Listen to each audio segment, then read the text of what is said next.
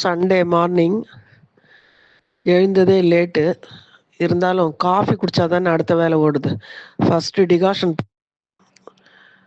அது ஃபில்டரில் வந்து நான் காய்ப்பொடி போட்டு டிகாஷனை ஃபஸ்ட்டு போட்டுறேன்.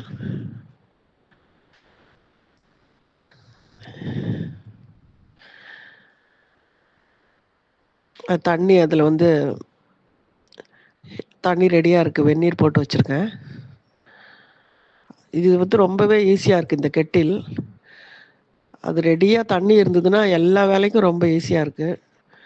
சட்டுன்னு ரெடி ஆகிடுறது வெந்நீர். அதுக்குள்ளே இப்போ பாலை காய்ச்சிக்கலாம் டிகாஷன் இறங்குறதுக்குள்ளே.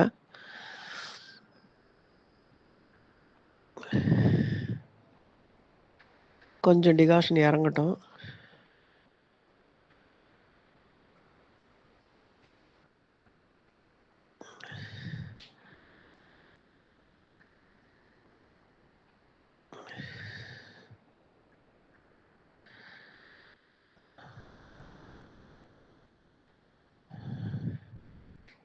டிகாஷன் கொஞ்சம் இறங்கியிருக்கு.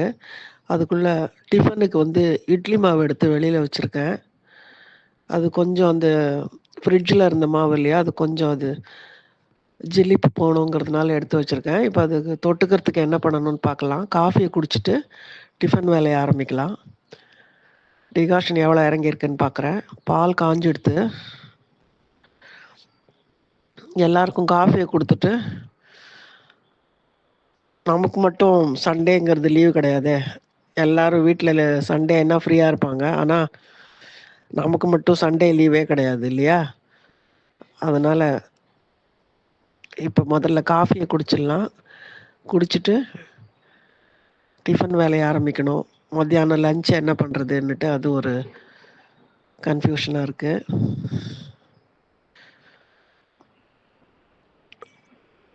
அதனால் ஸ்ட்ராங்காக தான் இறங்கியிருக்கு டிகாஷன்.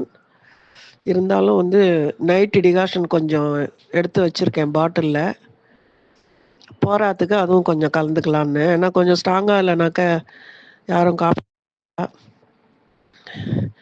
அதனால் இது வந்து அது நேற்றுக்கு ஈவினிங் போட்ட டிகாஷன். அதையும் கொஞ்சம் கலந்துட்டு இந்த ஸ்ட்ராங் இருந்தால் தானே நமக்கு காஃபி குடிக்க முடியுது. எல்லோரும் காஃபி ரெடியாக எடுத்து அதை குடிச்சிட்டு வந்துட்டு டிஃப்லையும் வந்து பருப்பு ஒரு சாம்பார் பண்ணலான்னு இருக்கேன்.